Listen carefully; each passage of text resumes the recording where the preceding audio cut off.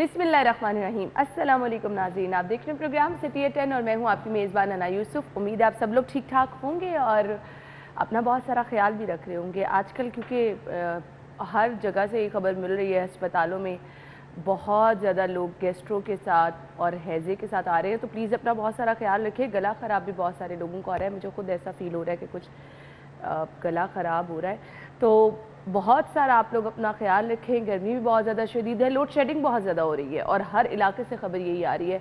लोग कह रहे हैं कि जी घंटों लोड शेडिंग है और अगर आप लेस्को ऑफिस जा रहे हैं तो वहाँ पर कोई बात सुनने को तैयार नहीं है। खैर, क्या रीज़न है इसकी हमने आगे चल के डिटेल में डिस्कस करना है। हमारी न्यूज़ भी इसी से रिलेटेड है आज की। इसके साथ साथ गर्मी की क्या प्रेडिक्शन है, मौसम आगे कैसे रहने वाला है, हमने डिटेल में ये भी डिस्कस करना है। शो का आगाज़ करते हैं आज की अच्छी बात से। नहमदुहु व नसल्ली अला रसूलिहिल करीम, अम्मा बाद। मेरे दोस्तों, बुज़ुर्गों, भाइयों और मेरी बहनों, आज का मेरा पैगाम ये है, जब आदमी दुनिया से जाता है तो उसके माल के साथ कितने हुकूक मुताल्लिक़ हो जाते हैं।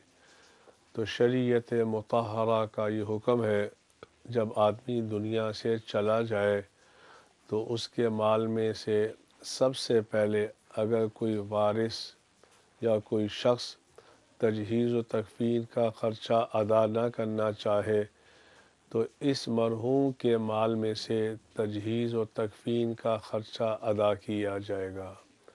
तजहीज़ व तकफ़ीन का, कफ़न दफन का ख़र्चा सबसे पहले इस मरहूम के माल में से अदा किया जाएगा।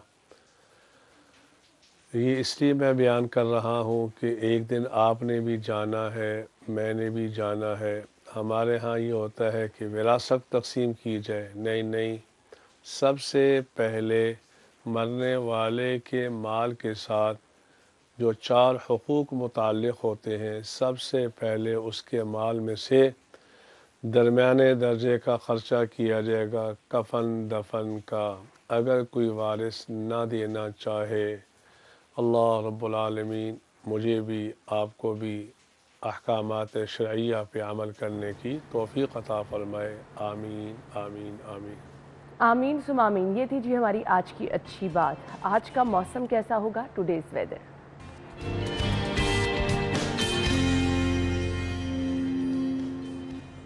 अच्छा जी, गर्मी की शिद्दत आज कहा जा रहा है जी मैक्सिमम टेम्परेचर शहर में रिकॉर्ड किया जाएगा और ज़्यादा गर्मी की शिद्दत देखी जाएगी। तो प्रेडिक्शन क्या है, आज का मौसम इस वक्त का कैसा है और दिन भर जैसे जैसे दिन गुजरता जाएगा मैक्सिमम टेम्परेचर क्या रहेगा। फरीहा हमारे साथ मौजूद हैं।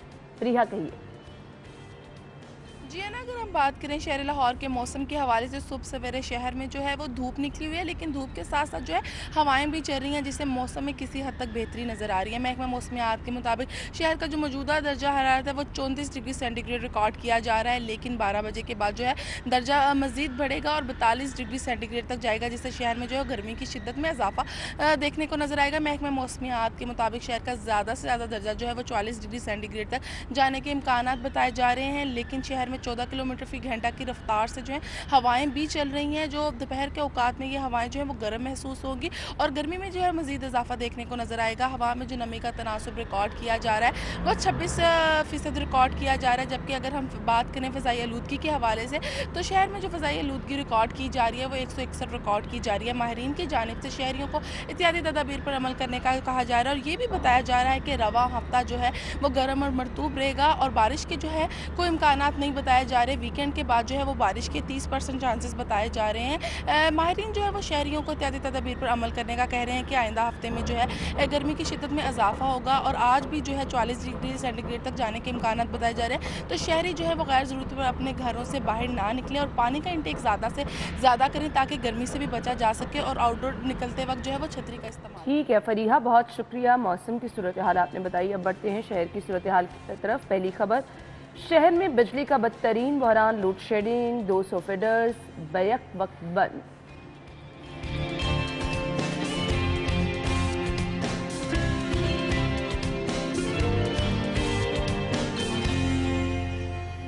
ब्यूरोक्रेसी में बड़ी उखाड़ पिछाड़, कई अफसरान को इधर उधर कर दिया गया।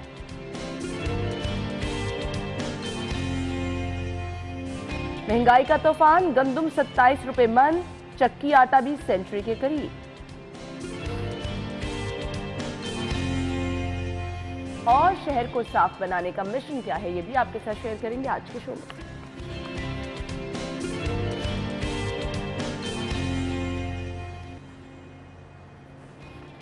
आज की खबरें आप जान चुके हैं। हमारे साथ स्टूडियो में हमारे सीनियर रिपोर्टर्स मौजूद हैं। खुशामदीद कहेंगे आमिर रजा खान साहब और दुर्रे ने आपने में ज्वाइन किया है। खुशामदीद कहेंगे। अस्सलाम वालेकुम। वालेकुम अस्सलाम। और जी सबसे पहले तो मैं इससे पहले कि हम खबरों की तरफ बढ़ें, क्योंकि हमारे ये दोनों सीनियर रिपोर्टर उस ग्रुप का हिस्सा थे जो कि उम्रे की अदायगी के बाद पहुंचे हैं, उम्रे की सादत हासिल करने के बाद पहुंचे हैं। बहुत बहुत आप लोगों को मुबारक। बहुत शुक्रिया। बहुत। और आमिर भाई को और दुर्रे ने आपको तो मैं पीछे रिक्वेस्ट भी करती रही थी मैसेजेस करके कि प्लीज़ हमें दुआओं में याद रखिए। हमने तो नाम लेकर दुआएं की। बहुत शुक्रिया। आपके लिए भी, आयशा के लिए भी, और ये हमारा जो स्टाफ है उसके लिए भी नाम लेकर हम दुआएं करते रहे। अपने सारे स्टाफ के लिए करनी चाहिए, और इस दफ्तर के लिए, जो दफ्तर हमें हर साल जो है, हर 2 साल के बाद ये मौका देता है कि हम जाएं। और उस तरह तो हमारी औकात नहीं है, लेकिन वो बुलाने वाले बुला लेते हैं और हम चले जाते हैं, और दर पर हाज़िरी भी हो जाती है और उम्रा भी की अदायगी भी।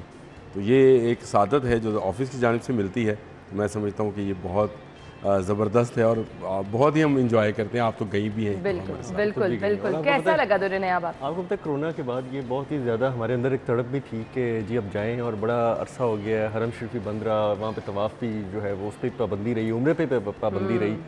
तो जब गए हैं तो बहुत ज़्यादा हमें तो सब जो फीलिंग्स है खत्म हो चुकी हैं। रिस्ट्रिक्शंस थोड़ी बहुत हैं, यानी कि जिस तरह आप हरम शरीफ में जाते हैं तो आप बगैर जो अपने एहराम के वो दाखिल नहीं हो सकते मताफ के अंदर। ठीक है, वो एक पाबंदी है। लेकिन इसका ये फ़ायदा भी है कि आप जितनी बार एहराम पहन लें फिर उतनी बार उम्रे भी अदा कर सकते हैं ना, फिर वो आसानी हो जाती है कि बंदा मताफ में जाने की इस लालच और नीयत से बंदा फिर उम्रे पे उम्रा कर लेता है। वो अच्छी बात है।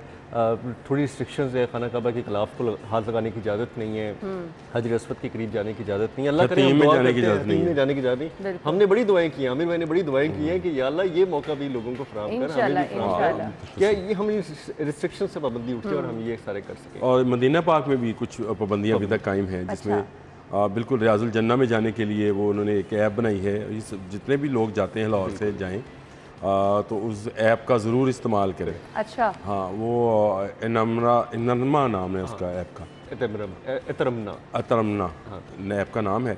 वो डाउनलोड करें और वहाँ पे बुकिंग कराएं। अच्छा। तो आपको बड़े अच्छे तरीके से वो एक जगह बिठाते हैं, फिर एक बड़े प्रॉपर तरीके के साथ आधा घंटा देते हैं। और ये सभी लोगों के लिए ज़रूरी है, और आपको आधा घंटा देते हैं। ये तो रहनुमाई भी, ये बहुत अच्छा है। अच्छा, दूसरा, रोज़ा पाक पे जाने के लिए पहले ये होता था कि हम निकलते थे और बाबू सलाम से इस्लाम के लिए दाखिल हो जाते थे। अब उन्होंने एक रास्ता बना दिया लंबा। वो लंबा रास्ता है, अपना जूता अपने साथ रखें, एक थैली सी ले लें, ठीक है, उसमें रखें। अगर आपने जूता नहीं रखा और आपके पाँव नंगे हैं तो आप उस रास्ते से गुजर नहीं सकते, क्योंकि वो पत्थर शदीद गर्म होते हैं। अच्छा। और मैं क्योंकि गुजरा हूँ तो मुझे पता है कि वो मैं भी बगैर जूते की गुजरा तो नाकाबिले बर्दाश्त है वो। तो वो आप रखें। उन्होंने कोरोना के ज़माने में ये पाबंदी लेकिन अभी तक हटाई नहीं है। और मेरा ख्याल है अभी क्योंकि हज का दुरे सीज़न शुरू हो जाना है, ये ऐसे रखें, उम्रे का सीज़न बंद हो गया तो ये ऐसे ही रखेंगे।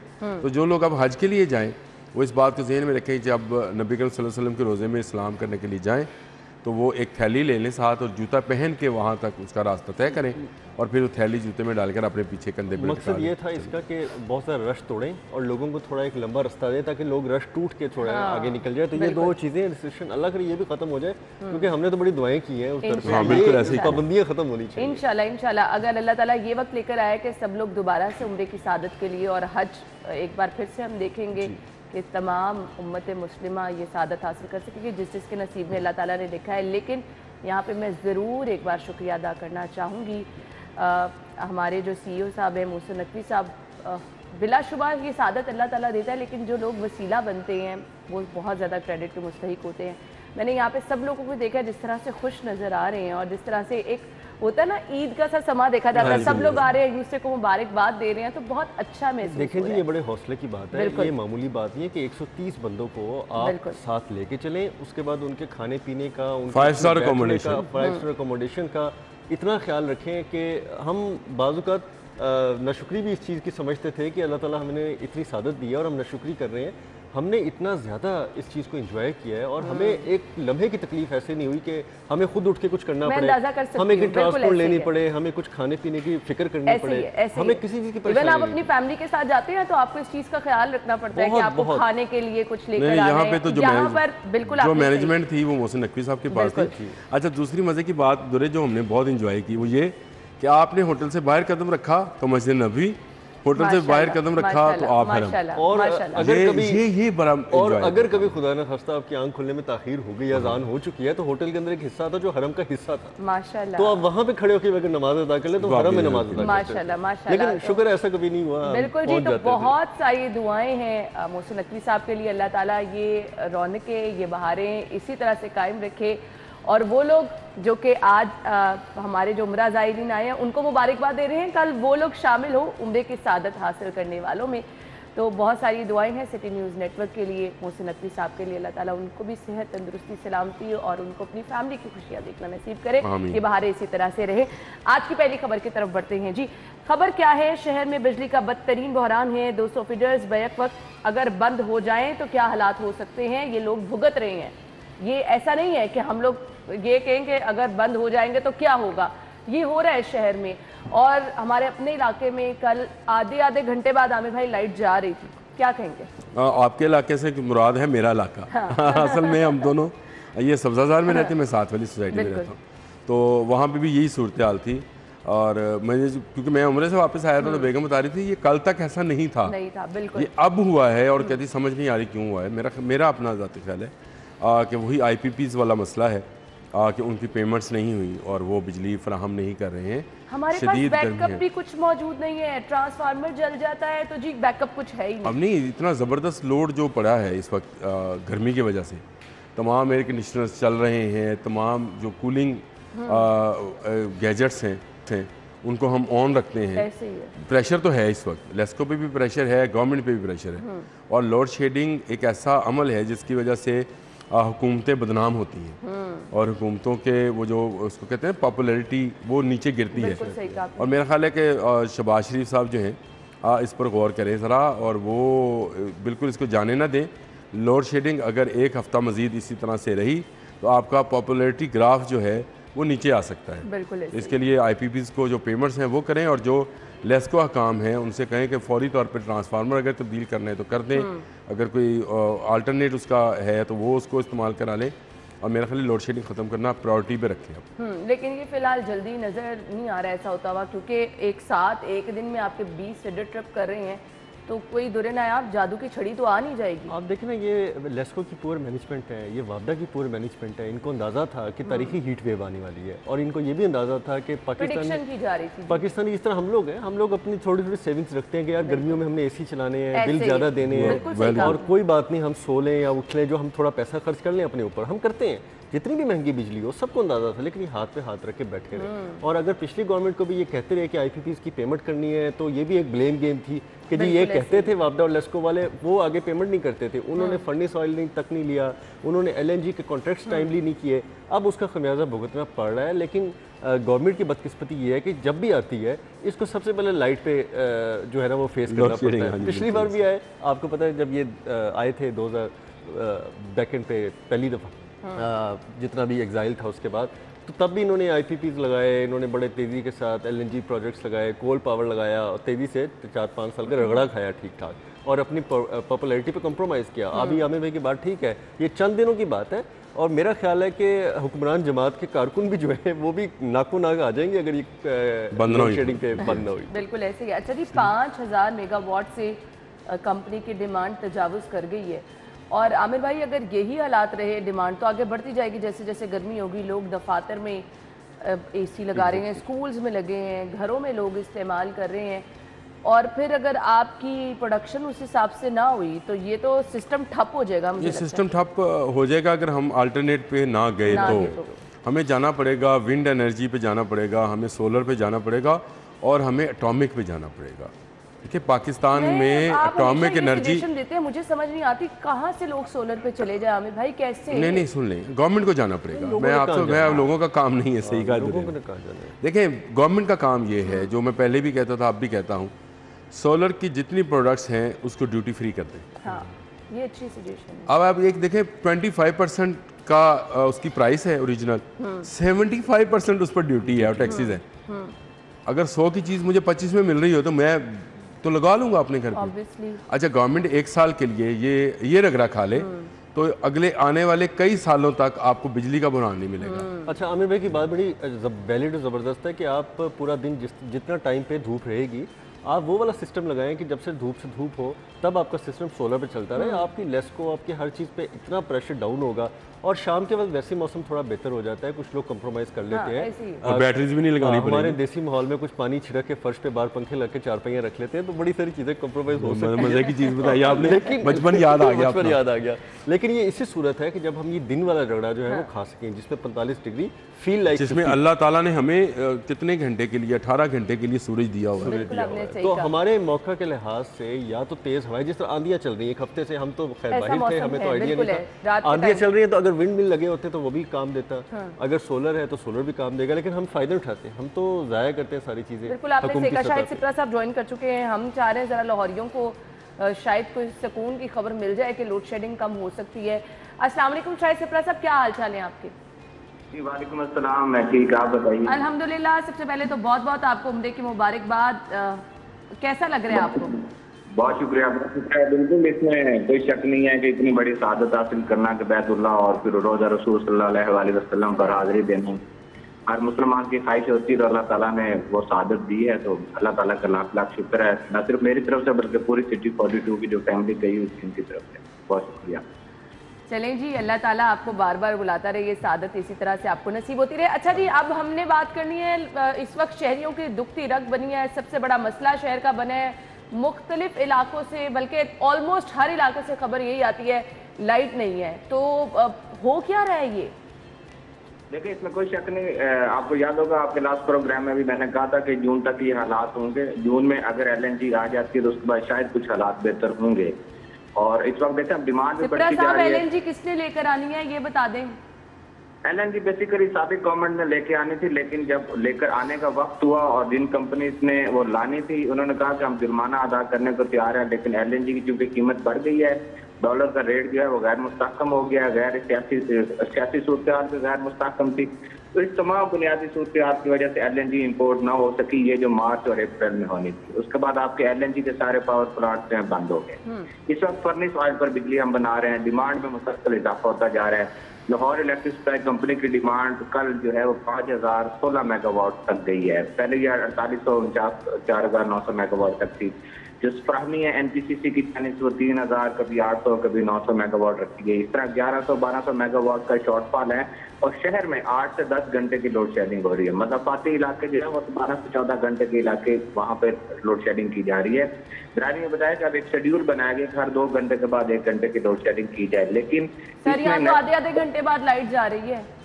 इसी पे बात करने लगा हूँ कि इसमें अब नेशनल पावर कंट्रोल सेंटर भी मदाखलत कर रहा है कि एक तरफ लेस्को को उन्होंने कहा कि आप लोड मैनेजमेंट करें, आपको जो लोड दिया गया उस शॉर्टफॉल में रहकर लेस्को ने शेड्यूल बनाया कि 2 घंटे के बाद 1 घंटे की लोड शेडिंग की जाए, यानी कि शहर में 8 घंटे की लोड शेडिंग हो। लेकिन जब NPCC खुद उसमें मदाखलत करती है तो यही दुरानिया जो है 10 से 12 घंटे तक पहुंच जाता है। और बाद ऐसे इलाके जहाँ बार बार ट्रिपिंग गैर एलानिया तौर पर बंदिश वो साथीन को मुश्किलात का बायस बन रहा है। रात पर देखें शहर के मुख्य इलाके जो है अंधेरे में डूब रहे हैं, शदीद गर्मी है, बच्चों को मुश्किलात का सामना करना पड़ा, ट्यूबवेल्स बंद हैं, पानी की किल्लत है, और ये हालात जो अभी तक जो नजर आ रहे हैं इसमें LNG की कोई बात नहीं कर रहा। फर्निश ऑयल पर हम लोग बिजली बना रहे हैं, सारी पन बिजली भी हम मैक्सिमम बना चुके जितनी बनानी थी। तो अब डिमांड अगर बढ़ती गई तो हालात गंभीर होंगे, क्योंकि LNG के जो पावर हाउसेज हैं उनको वापस लाना जरूरी है। अगर वो वापस नहीं आते तो मेरे ख्याल में विभागीय हुकूमत ने जो कहा था कि हम लोग बिजली की लोड शेडिंग को कम कर रहे हैं, वो सिर्फ ईद उल फित्र थी। ईद उल फित्र में आपके बड़े इंडस्ट्रियल सेक्टर बंद हुए, लोड कम हुआ, उसकी बुनियाद पर कुछ रिलीफ लोगों को मिला। लेकिन आइंदा जब हालात जिस तरह मौसम गर्मी बढ़ती जा रही है, मानसून सीजन होगा, हब्स का मौसम होगा, डिमांड और बढ़ेगी, तो हालात या किसी दूसरी तरफ चले जाएंगे, लोड शेडिंग ज्यादा होगा। शाहिद सिप्रा, एक सवाल मैं कर लूँ अगर आप इजाजत दे तो। शाहिद सिप्रा, एक तरफ तो बिजली का शॉर्टफॉल है, दूसरी तरफ जो लेस्को है उसकी कारकर्दगी पे भी हम बात कर रहे थे कि ट्रांसफार्मर अगर जल जाए तो वहाँ पे भी अभी अल्हम्दुलिल्लाह उन्हीं का चल रहा है कि 9 घंटे से वहाँ बिजली बंद है। इसका जिम्मेदार आप किसको ठहराते हैं? गर्मी को, यहाँ के लेस्को के पास इक्विपमेंट खरीदने के लिए पैसे नहीं थे या इन्होंने खरीदा नहीं बर वक्त, वो कौन जिम्मेदार है उसका? देखिए, वो बराह रास्त आपके लेस्को जिम्मेदार है, आपका बोर्ड ऑफ डायरेक्टर्स इसमें मुदाखलत करता है, वो बराह रास्त जिम्मेदार है। ये मैं स्टोरी पे दे चुका हूँ कि 100 और 200 केवी के जो ट्रांसफार्मर्स हैं जो कि सिस्टम में लगाए जाते हैं, उसकी बर वक्त खरीदारी नहीं की गई और अभी तक वो नहीं खरीदे गए। और सब डिवीजन की सतह पर जो नाकिस मटेरियल के जरिए जो प्राइवेट मैकेनिक है उसको बुलाकर अगर एक ट्रांसफार्मर जलता है, उतारा जाता है और 8 से 10 घंटे के दरमियान उसको रिपेयर करके दोबारा लगाया जाता है। जब आप कॉपर निकाल कर सिल्वर उसमें इस्तेमाल करेंगे, ना सिर्फ लो वोल्टेज होगा बल्कि दोबारा जब ट्रांसफार्मर पर लोड पड़ेगा वो डैमेज हो जाएगा। तो लेस्को ने अपना मटेरियल की बार वक्त खरीदारी नहीं की, जो अपग्रेडेशन का नाम लिया जाता था कि मौसम। और आमिर भाई, ये कोई नई चीज़ नहीं है, लेस्को की जानिब से हमेशा से इसी तरह से लापरवाही, गफलत का मुजाहरा किया जाता है। बहुत बहुत शुक्रिया शाहिद सिप्रा साहब, आपने हमें बताया। शुक्रिया, मतलब खुशखबरी तो कोई नहीं थी, आगे तो जून तक यही हालात बता रहे हैं, बल्कि इससे वर्स्ट कंडीशन हो सकती है। ब्रेक का मुझे फौरी कहा जा रहा है, ब्रेक के बाद आते हैं।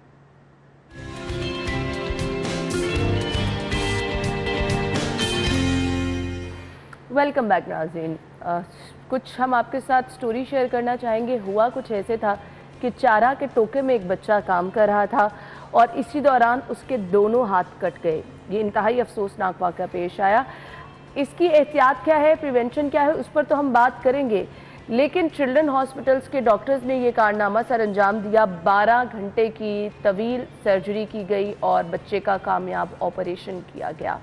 और अब बच्चे की सिचुएशन कैसी है ये भी हम जानेंगे। और इस 12 घंटे की ये जो सर्जरी का सारा प्रोसीजर था, माशाल्लाह से कामयाब रहा। किस तरह से ये कामयाबी हासिल की, और इसके साथ साथ इससे रिलेटेड जो केसेस आते हैं, हमारा चिल्ड्रन हॉस्पिटल जिसके अक्सर ख़बरें भी आपके साथ शेयर करते रहते हैं, अक्सर वहाँ से हमारे साथ बहुत सारे सीनियर डॉक्टर्स भी मौजूद होते हैं जो कि आपकी रहनुमाई करते रहते हैं। तो चिल्ड्रन हॉस्पिटल में क्या ये जदीद टेक्नोलॉजी मौजूद है, वो तो आप अंदाज़ा कर ही सकते हैं इस कामयाब ऑपरेशन के बाद, लेकिन इस बारे में भी हम बात करेंगे। हमारे साथ मेहमान मौजूद हैं। डॉक्टर असलम राव साहब प्लास्टिक सर्जन हैं जो कि इसका बाकायदा हिस्सा रहे और इस कामयाब सर्जरी को उन्होंने अंजाम तक पहुंचाया।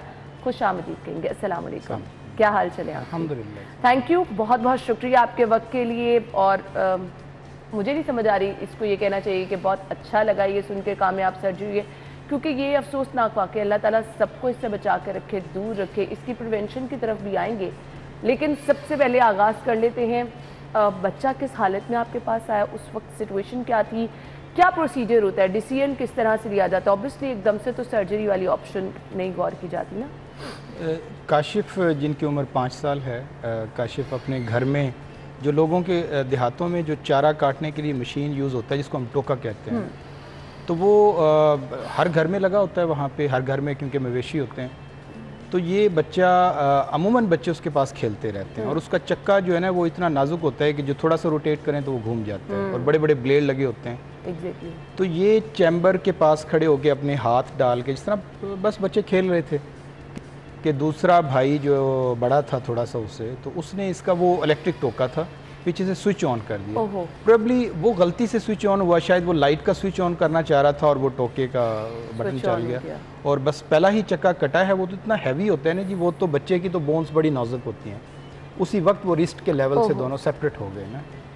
तो वो अब जो कंडीशन होगी कि जब वो खून बह रहा होगा, पेरेंट्स के लिए बड़ा ट्रॉमेटिक होती है। दोनों वो तो चैम्बर में रह गए ना जी, बल्कि उसकी माँ का ये कहना है कि ये वहाँ से भागा और इसको ये डर लगा कहीं माँ देख के डांटे ना कि ये क्या खूनो खून कर लिया है, तो वो बेचारा वो पानी की टूटी के नीचे उसको धोता रहा है। ओहो। तो जब उन पेरेंट्स को एहसास हुआ कि ये तो कुछ बड़ा सान्या हो गया, तो वो उसी वक्त उसको हाथों को भी और साथ बच्चे को भी, जिस तरह भी वो बेचारे लेके गए होंगे, बड़ा एक ट्रॉमेटिक होता है वालिदैन के लिए कि एक माँ देखे कि मेरे बच्चे के दोनों हाथ अलग हैं। तो वो तो आप इमेजिन नहीं कर सकते क्या एक क़यामत मंजर होता है। बिल्कुल। खैर जो ही वो डॉक्टर के पास पहुंचते हैं तो वो फौरी तौर पे जो ड्रेसिंग की जाती है ताकि खून का बहना कम हो। और अगर कभी खुदा ना खास्ता किसी का इस तरह हाथ कट भी जाए तो एकदम मैसिव, बच्चों का खून बहुत थोड़ा होता है और मैसिव ब्लीडिंग शुरू हो जाए तो लोग उस वक्त पैनिक हो जाते हैं। उसकी एहतियात यही होती है कि उसको अच्छे से साफ से कपड़े से दबा के और उसको ज़रा टाइट बैंडेज करके और फौरी तौर पर BHU जो भी नज़दीकी डॉक्टर उससे रब्ता कर लिया। तो ये जब BHU में गए, उन्होंने फर्स्ट एड की और फौरी तौर पे DHQ ओकाड़ा में रेफ़र कर दिया। अब हमारे DHQ लेवल पे पहली बात है जी, प्लास्टिक सर्जन्स नहीं होते बिल्कुल। और ये एक बड़ी ही फाइन सर्जरी होती है, इसकी फैसिलिटी सिर्फ बिग सिटीज़ में है। बिल्कुल। तो उन्होंने फौरी तौर पे जो अपने वो बेचारे सोच सकते थे, उन्होंने 1122 को इन्वॉल्व किया। और आई एम रियली थैंकफुल कि 1122 ये सर्विस देती है कि एक सिटी से दूसरे सिटी में उन्होंने वहीं से चिल्ड्रन की टीम से रब्ता किया, इन्फॉर्म कर दिया और फौरी तौर पे लेकर आ गए ना, जितना भी वो टाइम एक जो ट्रैवलिंग का होता है। अब हमारा जो क्रिटिकल इस्कीमिया टाइम होता है, जिसमें आप एक गोश्त जो जिस्म से अलग हुआ है कि उसका एक गलने सड़ने का एक प्रोसेस शुरू हो जाता है। ठीक है। अब आज जितनी गर्मी है कि 46 टेम्परेचर में अगर हम किसी गोश्त के हिस्से को बाहर रखें तो हार्डली 3 से 4 घंटे में वो गलने का प्रोसेस शुरू हो जाएगा। ठीक। तो पिछले महीने भी आलमोस्ट टेम्परेचर इसी रेंज में था, तो वहाँ DHQ के डॉक्टर्स को ये कहीं इन्फॉर्मेशन थी कि इसको प्रिजर्व कैसे करना है। अच्छा। तो उन्होंने उनको धो के दोनों हाथों को उनको प्लास्टिक में रैप किया, उसके गिर्द बर्फ़ भर दिया। ये एक तरीका होता है कि आप टिश्यू सर्वाइवल का टाइम बढ़ा देते हैं। ठीक है। जिसने 4 घंटे बचना है वो 6 घंटे तक सर्वाइव करता है या 12 घंटे तक चला जाता है उसका सर्वाइवल। तो वो फौरी तौर पे जब एम्बुलेंस से वो आए तो ये 9:30 पे आलमोस्ट हॉस्पिटल में लैंड कर गए थे इमरजेंसी में। हमारे ड्यूटी डॉक्टर्स ने देखा कि ये तो दोनों हाथ हैं, और वो एक हाथ के बारे में फिर आप सोच सकते हैं बच्चे की कंडीशन कैसी है, सब चीज़ें देखनी पड़ती हैं। जब दोनों हाथ हों वो तो लाइफ लॉन्ग एक माजूरी है ना जी, उसको तो फिर आपको फौरी तौर पे एक्ट करना है, वरना फिर टाइम गुजर जाएगा। तो मेरे कोलीग डॉक्टर वसीम हुमायूं जो वो भी असिस्टेंट प्रोफेसर हैं, उनको कॉल रिसीव होती है तो वो जब पिक्चर मंगवाते हैं व्हाट्सएप से तो वो फौरी तौर पे पूरी टीम को इन्फॉर्म कर देते हैं कि भाई ये तो अब हर हाल में अर्जेंट करना पड़ेगा। हम हॉस्पिटल एडमिन से उसी वक्त रब्ता करते हैं और हमारी एडमिनिस्ट्रेशन हमेशा बड़ी कोऑपरेटिव रही है। वाइस चांसलर साहब, हमारे मेडिकल डायरेक्टर साहब, फौरी तौर पे जी हॉस्पिटल एक मेन जो प्लास्टिक सर्जरी ऑपरेशन थिएटर जहाँ ही ये पॉसिबल होता है वो खुलवा दिया जाता है, अमला अरेंज किया जाता है। और हमें जब घर से हॉस्पिटल पहुंचने में कोई हाफ एन आवर लगता है तो उस वक्त मौके पे, क्योंकि रात 10 बजे का टाइम हो चुका है, तो 4 प्लास्टिक सर्जन उस वक्त अवेलेबल हो पाए जो टीम का पार्ट थे। तो वो जो 4 पहुंचे तो तकरीबन 10 o'clock पे हमारे बेहोशी के डॉक्टर्स ने अपना प्रोसेस शुरू कर दिया और बच्चे को एनेस्थेटाइज कर दिया। फिर ये ओवरनाइट हम इसको करते रहे, दोनों हाथ, 2 टीम थी, एक 12 घंटे की तवील से। तो ये तकरीबन सुबह 8 से 9 के करीब ख़त्म होता है। फिर हमारी एनेस्थीसिया टीम उसको फिर बच्चे को रिवाइव करती है, फिर वो ICU की केयर होती है, फिर उसको ICU में शिफ्ट किया गया। आलमोस्ट ये 12 आवर्स लग जाते हैं ना। ठीक है। फिर उसके बाद ICU टीम जो हमारी सेकंड टीम होती है और इंटेंसिव केयर है वो उसको टेक ओवर कर लेते हैं। देखिए जी, वो असल में ये एक बड़ा फाइन वर्क होता है। ये ऐसे ही है, यही पूछने वाली थी, ये तो बहुत सेंसिटिव, क्योंकि जो बच्चों में खून की नालियाँ बहुत बारीक होती हैं। वो जिस तरह कोई सुई लगवाने के लिए माँ बाप लेके जाते हैं, कितना मुश्किल होता है बच्चे को सुई लगाना, तो उन छोटी छोटी खून की नालियों को आपने जोड़ना होता है अंडर माइक्रोस्कोप। और वो जो धागे जिनसे आप उनको स्टिच करते हैं वो आँख से नज़र नहीं आते, वो इतने बारीक धागे होते हैं, 9-0, 10-0 हम उनको कहते हैं।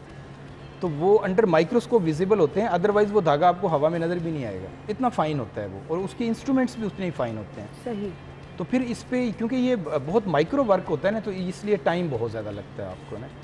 तो जब ये कोई सर्जरी सक्सेसफुल हुई, ICU में बच्चा शिफ्ट हो गया, पेरेंट्स के लिए तो देखें जी, जब दोनों हाथ अटैच हों और रेड हों, क्योंकि खून की सप्लाई है, थोड़ी सी ब्लीडिंग भी हो रही है। बिल्कुल नॉर्मल सिचुएशन में आपको लगता है कि हाथ बच्चे के proper after surgery it looks like जिस तरह नॉर्मल जो ही सर्जरी होती है ना जी, क्योंकि गोश्त में एकदम ब्लड आ जाता है, ऑब्वियसली उस वक्त तो वो बिल्कुल नॉर्मल की पिक्चर देता है। अच्छा। फिर नेक्स्ट स्टेप होता है कि जी देखें अब ब्लड सप्लाई मेंटेन हुई है, फिर हमने उसको खून को पतला करने वाली मेडिसिन पे रखना होता है, जिससे खून बहुत ज़्यादा पतला करना होता है ताकि वो बारीक नालियाँ उनमें खून जम ना जाए। ठीक है। अगर वो जम गया तो आपके पास फिर ऑप्शन कोई नहीं है, वो ज़ाय हो जाएगा। फिर आपको वो 10 डेज़ इंटेंसिव मॉनिटरिंग करनी पड़ती है कि उसके गुर्दे तो नहीं कोई प्रॉब्लम कर रहे, उसके बाकी सिस्टमिक कार्डिक पे तो कोई प्रॉब्लम नहीं हो रहा, दिल अफेक्ट तो नहीं हो रहा, जो मेडिसिन दे रहे हैं और जो डेड पार्ट आपने लगाया वो इटसेल्फ, क्योंकि उसके अंदर बहुत ज़्यादा एक एनारोबिक इन्फेक्शंस के चांसेस, फिर उसका अपना एक जो एसिड उसमें एक्यूमुलेट हो जाता है। सही। जब वो बॉडी में जाता है जी, वो आपके हार्ट को स्टॉप कर सकता है, बिल्कुल, आपके रीनल को शट डाउन कर सकता है, वो गुर्दे फेल कर सकता है। तो आपने इंटेंसिव केयर में इनको बड़ा इंटेंसिवली मॉनिटर करना पड़ता है और डेफिनेटली उसके ऊपर बहुत बड़ी मैन पावर और अखराजात आते हैं। बिल्कुल। तो जब आप 10 डेज़ गुजार जाते हैं ना, तो फिर आप श्योरिटी के साथ कह सकते हैं कि जी ये रीप्लांट सक्सेसफुल हो गया है।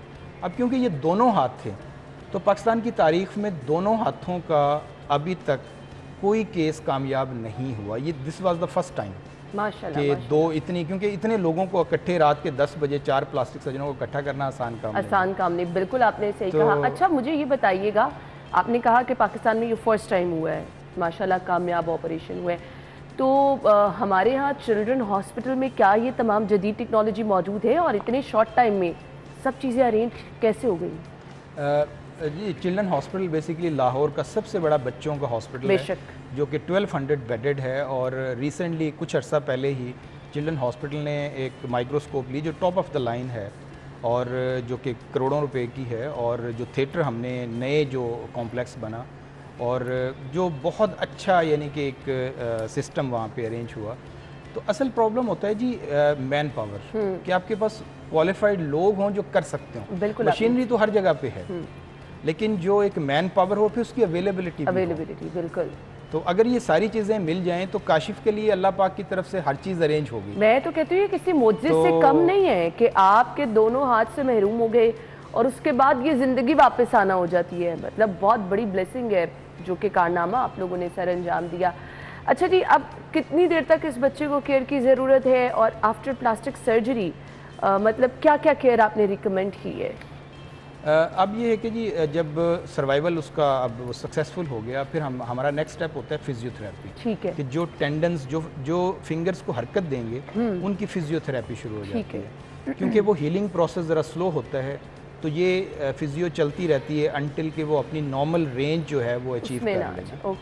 तीसरी चीज़ जो होती है ना जी, जब खून की सप्लाई कटती है तो साथ हसास की जो नसें होती हैं जो हमारे दिमाग से कोई भी सेंसेशन या कोई भी फीलिंग्स लेके फिंगर टिप तक जा रही हैं, यानी कि आपने गर्म महसूस कर रहे हैं, ठंडा महसूस करें, वो भी सब कट चुकी होती हैं और वो इनसे ज़्यादा बारीक होती हैं। तो आपने उनको भी अटैच करना होता है।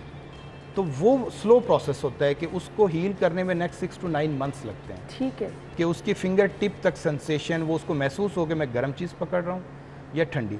तो ये 6 से 9 महीने लगेंगे। तब तक हमने उन हाथों को प्रोटेक्टेड भी रखना है, गर्मी के सीज़न में भी और सर्दी के सीज़न में भी, और चोट लगने से भी, क्योंकि उस बच्चे को अभी सुन है, वो हाथ वो मूव कर रहे हैं लेकिन वो सुन है, उसको महसूस नहीं होगा। तो ये 6 से 9 महीने में जब रिकवरी हो जाती है तो हम उम्मीद करते हैं, जो हमारा पिछला एक्सपीरियंस भी है, कि ये 80 to 90% इसको अचीव करना चाहिए अपना फंक्शन। और मेरा ख्याल है कि 80-90% अगर वो फंक्शन अचीव कर लेता है तो वो अपनी ज़िंदगी में वो किसी पे डिपेंडेंट नहीं होगा, वो अपने सारे काम कर सकता है, फाइन मूवमेंट भी कर पाएगा और हैवी ऑब्जेक्ट को भी उठा पाएगा। सही। तो वो अपनी रोज़ी कमा सकता है। सही। तो बिलाशुबा मेरे ख्याल अच्छा टाइमली ये हो जाना बेटर करता है कि जितना जल्दी ये प्रोसीजर हो जाए, जैसे कि आपने बताया कि जिस तरह से हाथों को प्रिजर्व किया गया, अब कितना टाइम मैक्सिमम? नॉर्मल जो गोश्त मैंने आपको बताया है कि कोई चीज़ कटी हो तो वो 4 से 6 घंटे में गलना शुरू हो जाती है। तो ये टेम्परेचर पे डिपेंड करता है कि सर्दी में था या गर्मी में था। ठीक है। तो अमूमन हमारी ये होती है कि विद इन 6 आवर्स आ जाए। एक अगर सर्दियों के मौसम है, हमारे यहाँ सर्दी भी बहुत ज़्यादा नहीं होती, तो 6 घंटे के अंदर अंदर हम शुरू कर दें। और गर्मी के मौसम में तो जितना जल्दी आ जाए अच्छा है, लेकिन अगर उसको आप एक 4 से 8 डिग्री सेंटीग्रेड पे प्रिजर्व कर लें तो वो 12 घंटे तक हमें टाइम दे देता है। डॉक्टर साहब, अब पूरा रिकवरी के टाइम पीरियड क्या होगा? कितना टाइम होगा कि बच्चा मुकम्मल तौर पर ये फील करेगा कि अब वो कोई चीज़ बिल्कुल आराम से उठा सकता है? ये तकरीबन जी 6 से 8 महीने 9 महीने उसको लग जाएंगे कि वो अपना नॉर्मल। और इसमें आपका फॉलोअप भी चलता रहेगा? फॉलोअप, फिजियोथेरेपी, ऑक्यूपेशनल थेरेपी, बहुत सारी टीम्स इन्वॉल्व होकर उसको डील। ठीक है। अब ये तो बहुत अफसोसनाक वाक़या था, अल्लाह ताला सबको महफूज रखे। ये कामयाब ऑपरेशन हुआ, ये एक मिसाल बना के दिखाया गया बिलाशुबा, लेकिन आपने एहतियात करनी है, अपने बच्चों को इस तरह की तमाम चीज़ों से दूर रखना है। कोई आप एंड पे मैसेज देना चाहें प्रिवेंशन के तौर पर कि किस तरह महफूज रहना है? आपके पास जो केसेस आए हैं कुछ उनका आप हवाला देना चाहें? चिल्ड्रन हॉस्पिटल जी पिछले 10 सालों में मोर देन 50 सिंगल हैंड और मोर देन डिफरेंट एम्पुटेशंस को डील कर चुका है। हमारी टीम माशाल्लाह बहुत एक्सपीरियंस्ड है और हमारे रिजल्ट भी बहुत अच्छे हैं।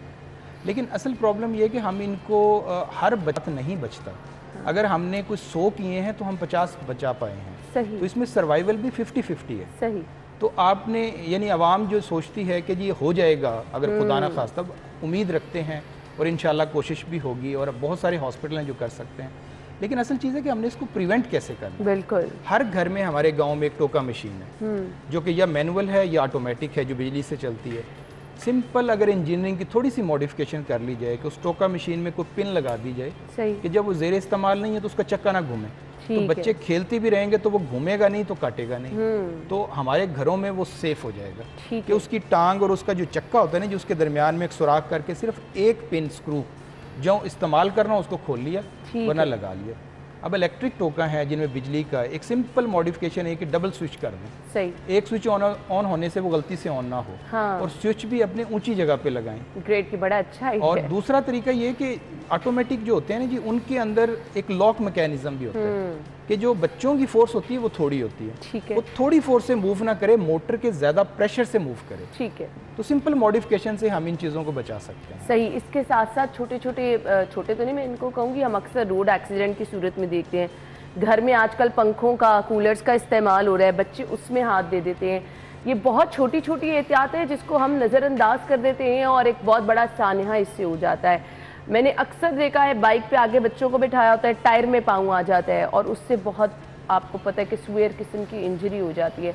तो ये चीज़ें हैं जिससे आपको एहतियात हर सूरत करनी है। छोटी छोटी इलेक्ट्रिक चीज़ों से बच्चों को अपने दूर रखना है, घर में इन चीज़ों का आपने बहुत ज़्यादा ख्याल रखना है। Thank you so much doctor साहब, आपके वक्त का बहुत बहुत शुक्रिया। Good luck. सबसे पहले तो अल्लाह ताला सबको महफूज रखे, लेकिन आप जैसे माहिर लोग अगर होंगे तो इस तरह के वाक़यात जिस तरह से हमने देखा कि आप लोगों को भी अल्लाह ताला ने बिलाशुबा ये नेमत दी है, तो बहुत बहुत शुक्रिया आपके वक्त के लिए भी।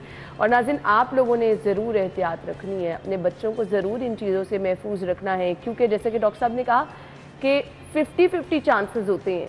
डॉक्टर्स तो अपनी भरपूर कोशिश करते हैं, लेकिन कुछ सिचुएशन ऐसी होती है कि उनके लिए भी हैंडल करना मुश्किल हो जाती है, तो वहाँ पर कुछ भी नहीं किया जा सकता, अल्लाह ताला की ज़ात ही होती है। तो प्लीज़ एहतियात करें, क्योंकि प्रिवेंशन बहुत ज़्यादा ज़रूरी है। हम एक ब्रेक लेंगे, ज्वाइन करेंगे आपको एक ब्रेक के बाद।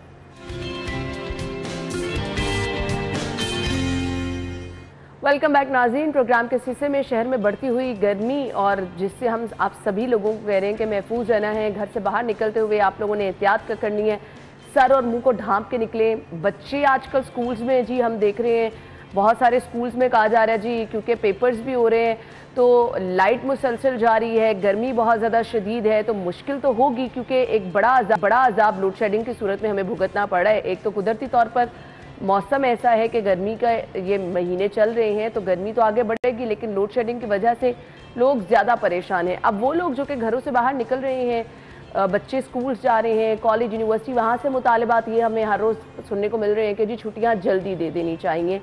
गर्मी की वजह से बच्चे बहुत ज़्यादा बीमार हो रहे हैं। हमने एक प्रॉपर शो किया था कि जी बहुत ज़्यादा बच्चे जो हैं नक्सीर की प्रॉब्लम के साथ देख रहे हैं, नाक से खून निकलने के वाक़यात हो रहे हैं। फिर गर्मी में अगर आप मशरूबात का, बाहर की चीज़ों का इस्तेमाल कर रहे हैं तो डायरिया के पेशेंट बहुत ज़्यादा हैं। अब गर्मी की शिद्दत से तो आप लोगों को महफूज रहना है, एहतियात बरतनी है। अगर घर से बाहर निकल रहे, छतरी का इस्तेमाल करें, अपने सर को ढांपे, पानी का इस्तेमाल करें। लेकिन ये गर्मी मैक्सिमम कितनी पड़ने वाली है, टेम्परेचर कितना हाई आने वाले दिनों में रहने वाला है? अभी तक 38 मेरे ख्याल से टेम्परेचर चल, आगे आज दिन भर कैसा रहेगा, आने वाले चंद दिनों में क्या प्रेडिक्शन है और बारिश के इम्कानात किस कदर हैं? हमारे साथ चौधरी मोहम्मद असलम साहब मौजूद हैं, डायरेक्टर रीजनल मेट्रोलॉजिकल पंजाब है। अपने मेहमान को खुश आमदीद कहेंगे। अस्सलाम वालेकुम, क्या हाल चले आप? देख रहे हैं, बहुत शुक्रिया आपके वक्त के लिए। सबसे पहले तो ये जो गर्मी की शिद्दत हम देख रहे हैं बहुत ज़्यादा बढ़ रही है, क्या प्रेडिक्शन है आने वाले दिनों की? जी मैं बिल्कुल, ये मई के महीने में जो आजकल जो गर्मी की लहर चल रही है, इसमें जो मैक्सिमम टेम्परेचर रिकॉर्ड किया गया 46 डिग्री सेंटीग्रेड 14 मई को, जो इस सीज़न का सबसे ज़्यादा टेम्परेचर है। लेकिन पिछले 5 साल में सबसे ज़्यादा टेम्परेचर लाहौर का इस माह में रिकॉर्ड किया गया 46 डिग्री सेंटीग्रेड। 46 मतलब कितने पिछले महीनों में आपने कहा है?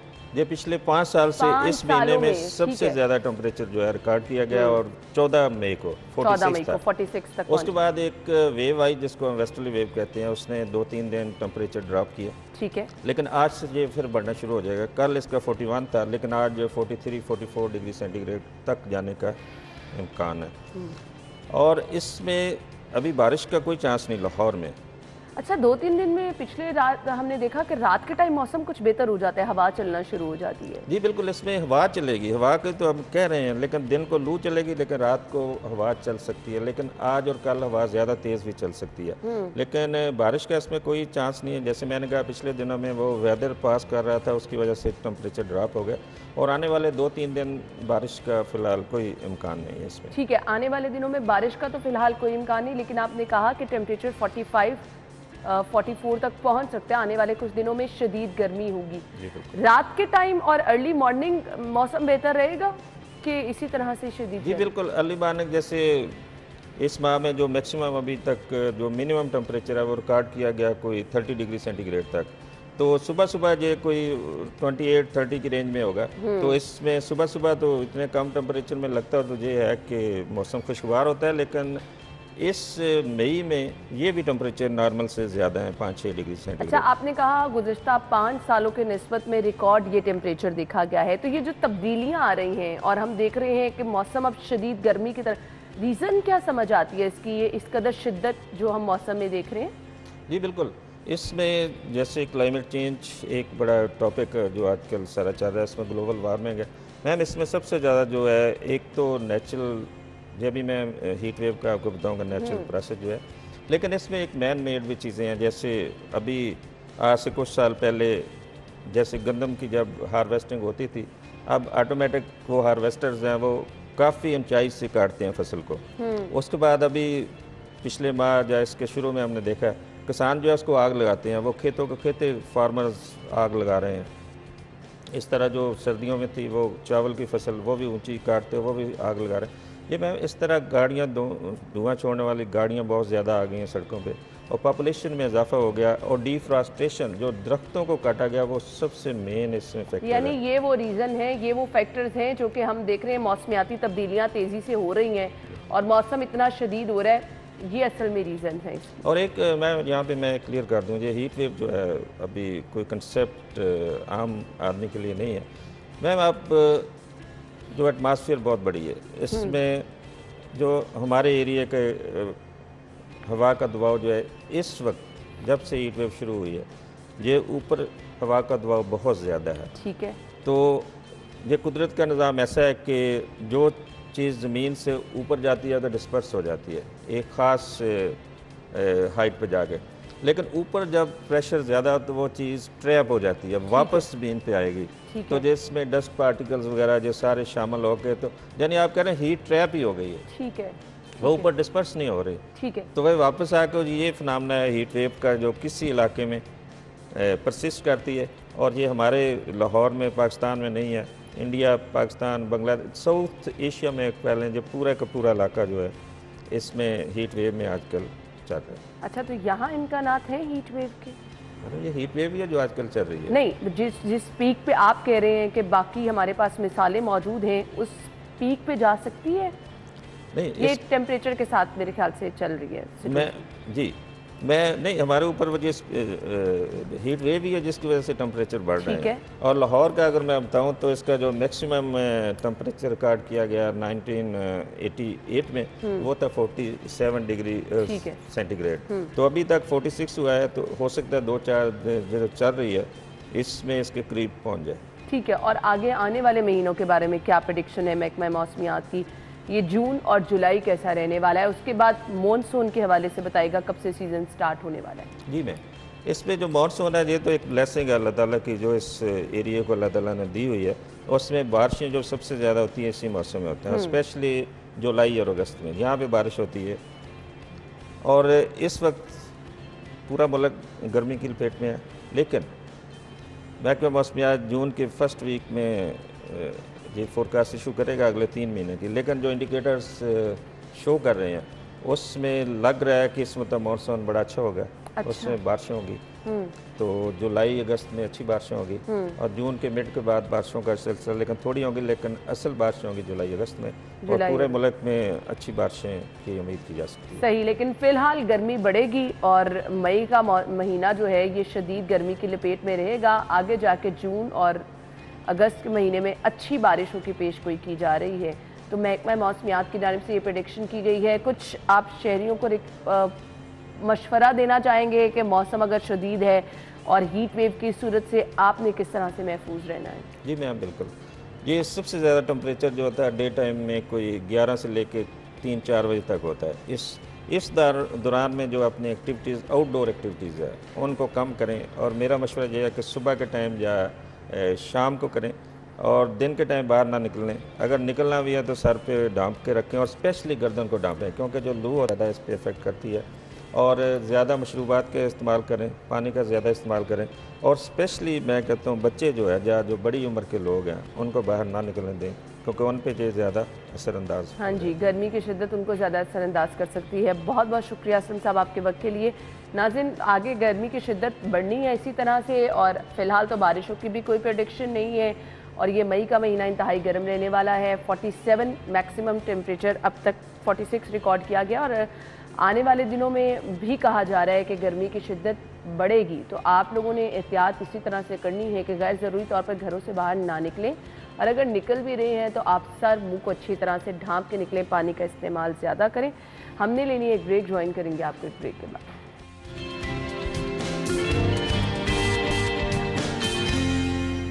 खुश आमदीद आपको कहेंगे और प्रोग्राम के हिस्से में हम सेगमेंट शामिल करने वाले हैं। हमने गर्मी की भी बात कर ली और हमने आपको बता दिया कि मौसम कैसा रहने वाला है, और इस मौसम ने आपके लिए हेल्थ मेंटेन रखना मेरे ख्याल से सबसे बड़ा चैलेंज बन गया है, क्योंकि जो न्यूज़ हम तक पहुंच रही हैं, लोग बहुत ज़्यादा बीमार हो रहे हैं। तो हेल्दी कैसे रहा जा सकता है, आज की हेल्दी टिप।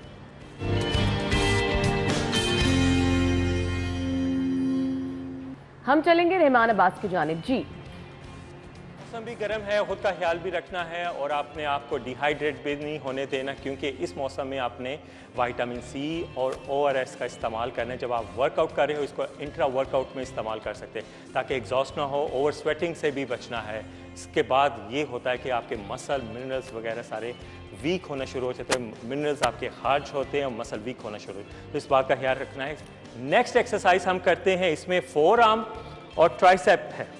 इसमें ग्रिप आपने करनी है reverse grip like this, single foot, उसी तरह आपने पोजीशन करनी है, रिस्ट डाउन, बाइसेप फिक्स्ड। अब इसको साइड टर्न से मैं बताता हूं ताकि आपको पता चले। Okay, now up 1 2, now front position 1 2, इसी में उसी तरह आपने करना है, core tight, chest up. Now turn side 1 2 3 4 5 6। Now अब जो लास्ट है 4, मैं फ्रंट से आपको बताता हूं। 1 2 3 4, 3 सेट्स 15 रैप्स। मैंने 10 किया, आपने 15 करने हैं। ये प्रॉपर एक प्लान है, इसको आप डाउनलोड कर ले ताकि आपको पता चले और इसको दिन में डिवाइड कर ले कि किस दिन आपने करना है। नेक्स्ट एक्सरसाइज के लिए परफेक्ट एंगल है, इसमें आपने करना है ये प्रॉपरली ट्राइसेप के लिए। मुझे सिंगल ग्रिप चाहिए, इसको हाफ लेंथ में मैं एक पाँव में फिट कर लूंगा। ओके, हो गया नॉर्मली।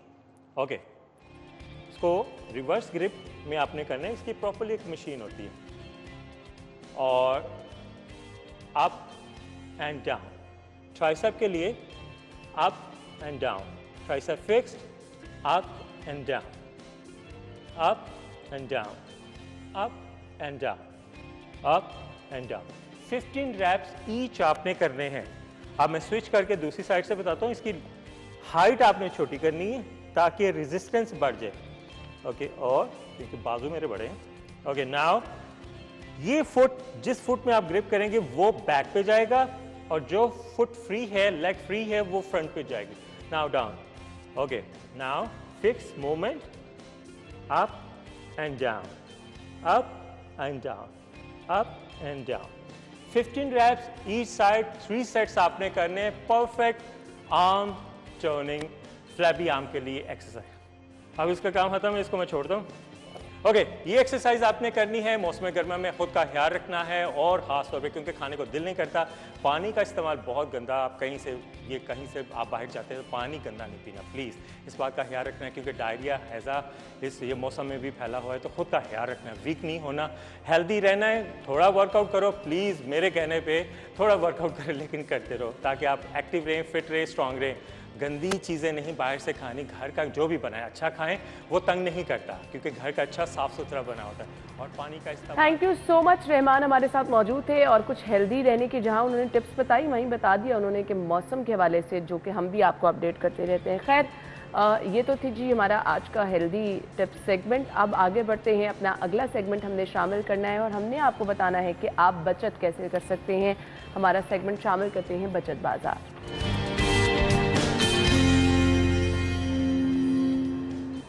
कहाँ कहाँ ऑफ लगी है जहाँ जाके आप शॉपिंग कर सकते हैं, अपने पैसे बचा सकते हैं। आज का पहला ब्रांड हमारे पास है जी सफायर। अगर आप यहाँ जा रहे हैं अप टू 50% ऑफ है।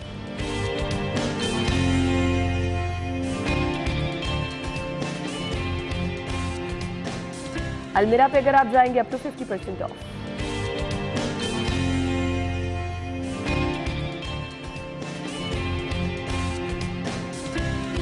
बीच ट्री पे अगर आप जाएंगे तो अप टू 50% यहाँ भी ऑफ है।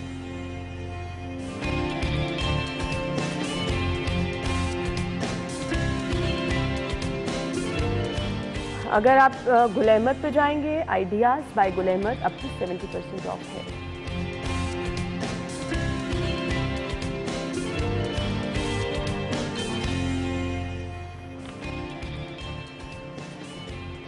तो नाज़रीन, बचत आप कैसे कर सकते हैं ये तो आपको हमने बता दिया, कौन कौन से ब्रांड्स हैं जहां पर आप जा सकते हैं। ऑनलाइन शॉपिंग के ऑप्शन भी मौजूद है, यहाँ जाके आप शॉपिंग कर सकते हैं, पैसे बचा सकते हैं। और अब अगर आपने सब्जियां, फल या फिर गोश्त की खरीदारी करनी है तो आज की रेट लिस्ट क्या है, आज के भाव में जानते हैं।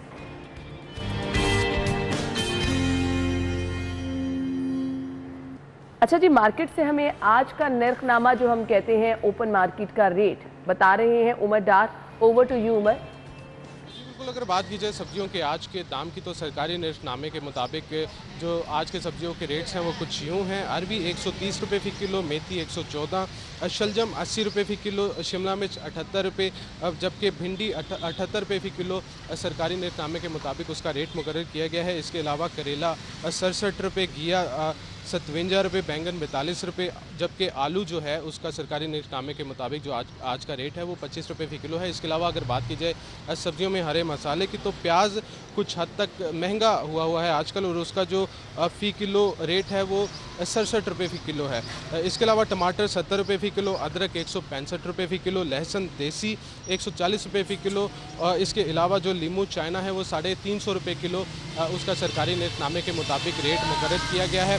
आजकल जो है वो सब्जियों की कीमतें कदरे कम दिखाई दे रही हैं, जिसकी वजह है ये शदीद गर्मी जिसमें जो है इंसान भी मुरझाए दिखाई देते हैं और सब्जियां जो हैं वो भी जल्द अपनी ताजगी खो देती हैं और जल्द ख़राब हो जाती हैं और इस शदीद गर्मी के मौसम में उन्हें स्टोर करना जो है वो कुछ हद तक मुश्किल होता है, जिसकी वजह से उनकी कीमतों में जो है शदीद गर्मी के इस मौसम में कुछ हद तक कमी दिखाई दे रही है। लेकिन इसके बावजूद भी जो सरकारी निर्देशनामे के मुताबिक सब्जियों की कीमतें हैं और ओपन मार्केट में जिस कीमतों पे फ़रोख्त की जा रही हैं उसमें फ़ी किलो 10 से 20 रुपये का तजाद है और शहरियों ने जो है ये तजाद ख़त्म करने के लिए इंतज़ामिया से मुतालबा किया है कि वो जो है वो सब्जियों की कीमतों को कंट्रोल करें। जी ठीक है Umar, thank you so much. सब्जियों की कीमतें आपको बता दी और सब्जियों के बाद मीट रेट्स क्या हैं। बीफ पर केजी अगर आप जेनिथ शॉप पे जाएंगे 749 रुपीज़ में मिलेगा और बीफ मिन्स 935 रुपये किलो में आप खरीद सकते हैं, तकरीबन 950 रुपये में। इसके बाद मटन की खरीदारी अगर आपने करनी है तो ये मिलेगा आपको 1793 रुपये किलो में, यानी ऑलमोस्ट 1800 रुपये, और मटन मिन्स आपको मिलेगा 1898 यानी तकरीबन 1900 रुपये किलो में। चिकन के रेट क्या है? सरकारी निर्देशनामा गवर्नमेंट रेट जिंदा मुर्गी 301 और इसका बना हुआ गोश्त 436 रुपये किलो में। तो ये थी जी आज की हमारी रेट लिस्ट कंप्लीट हो चुकी है और उतार चढ़ाव कीमतों में हम देख रहे हैं इसी तरह से चल रहा है। सब्जियों के रेट भी आपको बताए कि कुछ सब्जियां ऐसी हैं जिनकी कीमतों में इजाफा हुआ और कुछ में कमी भी हुई है। लोग कह रहे हैं रेट लिस्ट पर अमल करा दिया जाए, प्राइस कंट्रोल मजिस्ट्रेट मुतहरिक हो जाए। इसी के साथ ही प्रोग्राम का वक्त पहुंचे अपने इख्तिताम को। फीडबैक जरूर दीजिएगा, सजेशन जरूर दीजिएगा, इंशाल्लाह प्रोग्राम का हिस्सा बनाएंगे। कल सेम टाइम पर मुलाकात होगी। इजाजत दीजिए, अल्लाह हाफिज।